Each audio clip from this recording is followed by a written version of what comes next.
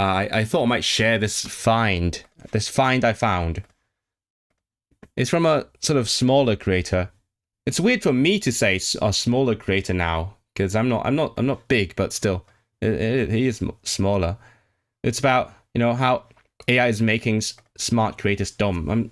Bad output. It's not even generic content. The real danger is that you're outsourcing your judgment and your curiosity and your creativity. And those are muscles. The same muscles that creators use to make hundreds of thousands, if not millions of dollars. And the uncomfortable truth is that if you let AI do the thinking for you and come up with your ideas and to write your scripts, you don't just lose your creativity, you lose your ability to create entirely. And what that got me thinking, right? Because I don't know about other people. Oops. Sort of steaming up there.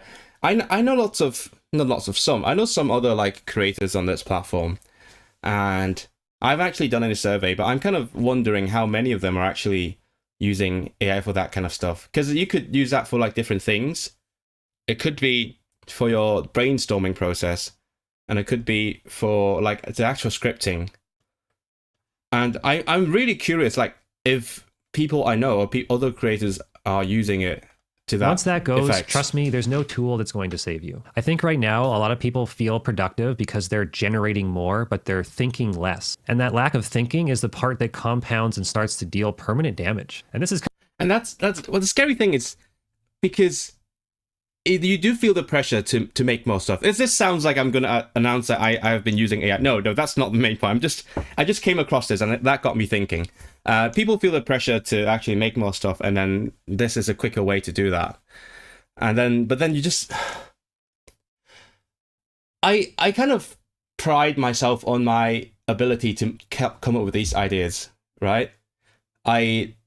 I do, especially lately, over the past year, I've been doing kind of a variety of things, language-related stuff, which is quite different from, for example, writing my PhD, because that is like focused on one thing, and it gets boring. Whereas like when is this like a potential ADHD thing? I don't know. I'm not diagnosed, but the great thing about doing projects like these is that every time is something different, something fresh, and then it is exciting.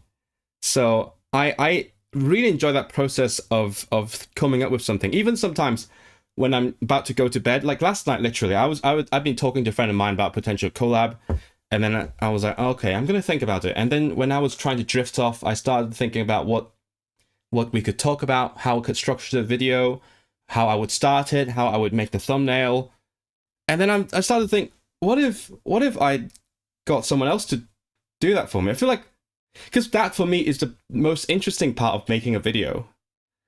The editing part is sort of the most annoying part. I mean, there is a lot of creativity that goes into the editing. I do enjoy doing that, but that's the least interesting part of the entire process. It's coming from someone who me and my wife use AI literally every single day. But other people aren't using it to make them better. They're using it because they're afraid of falling behind. And there's a difference there. The big AI elephant in the room that's hurting creative people is ideation. It's deciding what to come up with to create. And that's where people are being completely misled by large language models. The majority of AI bros on YouTube telling you to use AI tools don't actually use AI tools for themselves. That's and more wild. often than not, their agenda is to sell you an affiliate link in the description so they can make a couple bucks. I'm glad I haven't seen any of those. I haven't actually. I guess it's because I'm generally not interested in like learning how to do that kind of stuff, or like tips and tricks, and so the algorithm just doesn't recommend that to me. You have to ask yourself, if all it took was one mega prompt in ChatGPT to come up with viral video ideas and to make high click-through rate thumbnails, everyone would be using the same prompt and making the same videos. That's why you see so much AI slop everywhere. That is just not how creativity works in the real world. A lot of people growing up now are using ChatGPT the same way I grew up using Google. And oh my goodness, imagine. Have you guys heard that term that I really like? Secondhand thinking. I think that's a really good term. Like, there's lots of tools that you can outsource things to, like doing maths. Like, people keep comparing AI to like calculators. I'm like, yeah, that is making a complex process simpler. But then the process of coming up with something is sort of the core part of thinking and learning, right? And if you outsource that, it is like using someone else's brain, not using your own. Sorry, I should catch up with chat. Where can I go to try this test? You can see, if you want to see if you're worthy of being a subject. It's really easy. Just go to Google, look up Life in the UK test. There's like plenty of sites that have it. The one I'm using is called Britizen. I think it is a more structured kind of website that you can go through different topics, like it's Duolingo, as I said, and then there's mock tests. But there are some websites that just have a bunch of tests.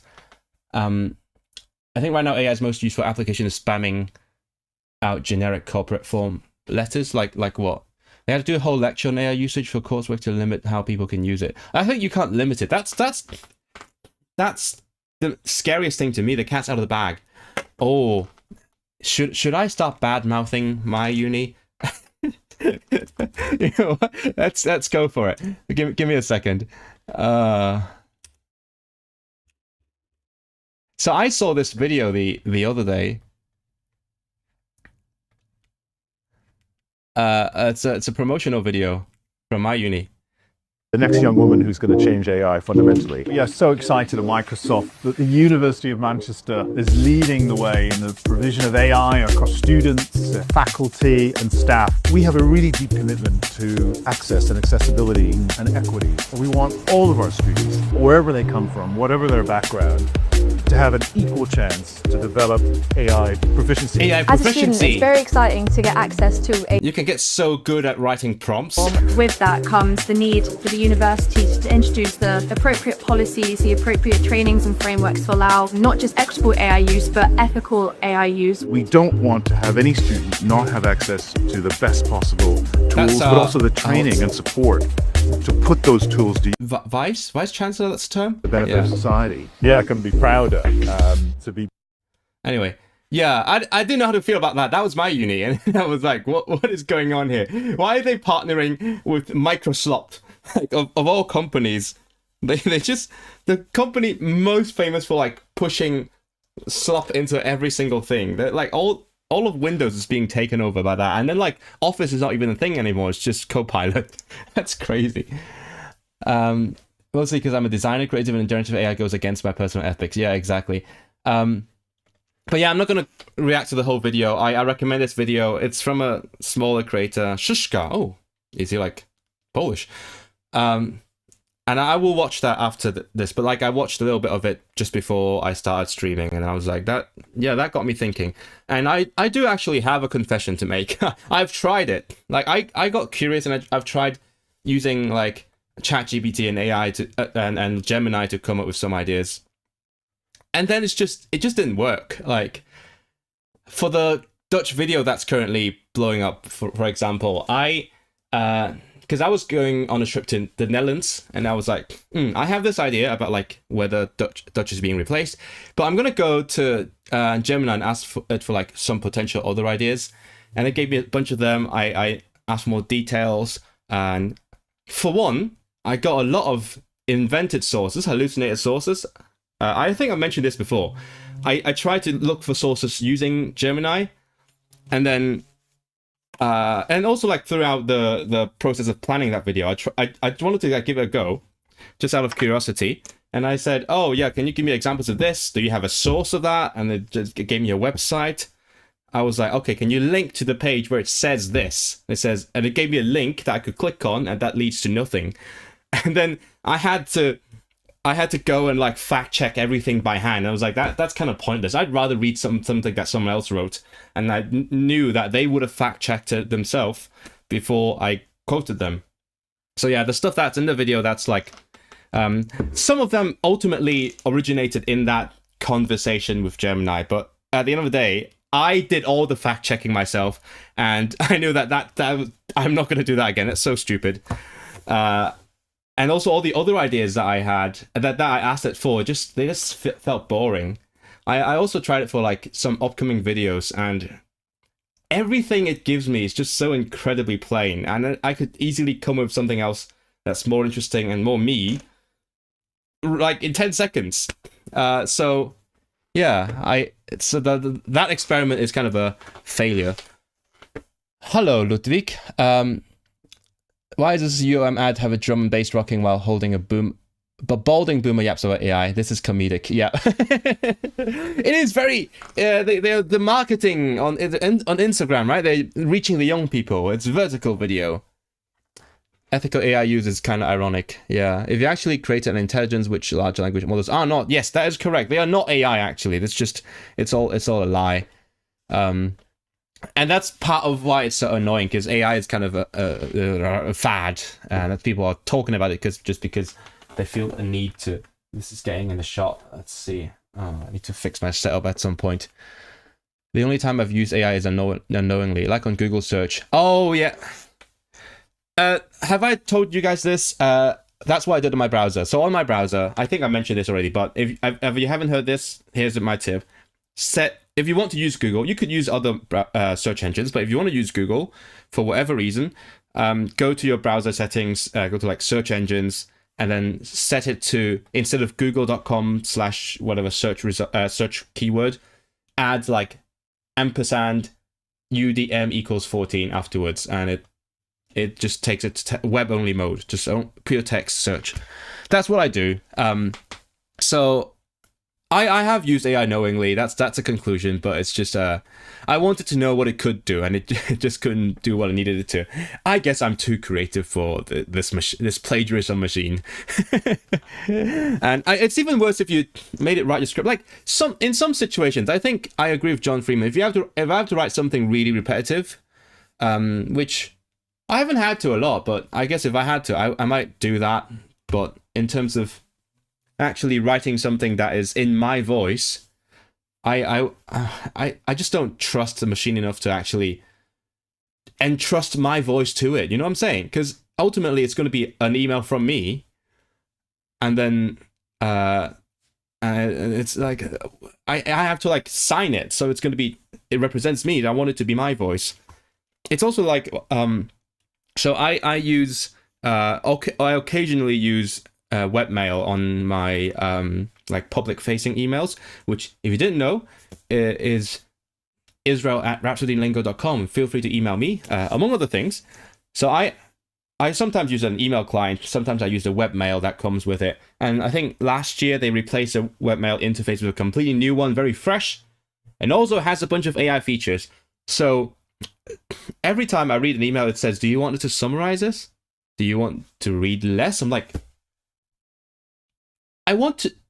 That's important. This email is important. I want to make sure I know what's in it, especially when I'm talking to the Welsh Language Commissioner. That's kind of important. They are helping me talk to the freaking Home Office. So I'm not, no way. And then when I start to write something, something keeps popping up in the bottom, suggesting what it could help me do. For example, schedule a time, or like thank them for what this and that. And like, mate, can you even speak Welsh? If you can't, shut up. And it's just anyway, rant over. That is my rant.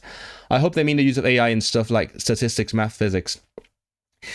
You could say algorithms. That has been a thing forever, and language models have been a thing, and also like machine learning has been a thing. AI is purely a hype term.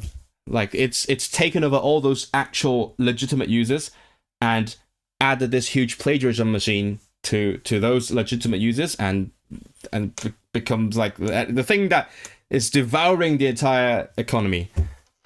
AI is a plague. Go is a good alternative. Ecosia, I might try them at some point. I just haven't bothered to switch yet because I'm too used to it. But I think, yeah, I might switch, because at this point, I've stuck to Google for most of the past few years because of the other features, like the cards, the convenient links to like let's say a person's Instagram, Wikipedia, etc. But now that I'm using text only mode, those all are gone anyway, so I might as well switch to some other things. I like DuckDuckGo, but Google just gives better results. Yeah, that's how I felt as well. Because you don't have the sorting algorithm. Can we summarize this for you? No. Yeah, I haven't used Microsoft Office in a while. I've been mostly Google Docs kind of guy, and also like Obsidian. And I saw another text editor, word processor lately, that's made for like writers, and I found it interesting, but it doesn't work on Linux, so I can't use it.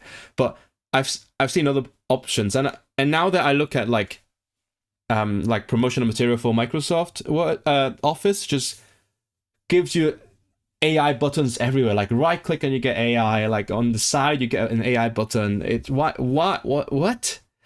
And also, I said rant over. Sorry, the rant is not over. I have an Android phone, right? I have Google Assistant.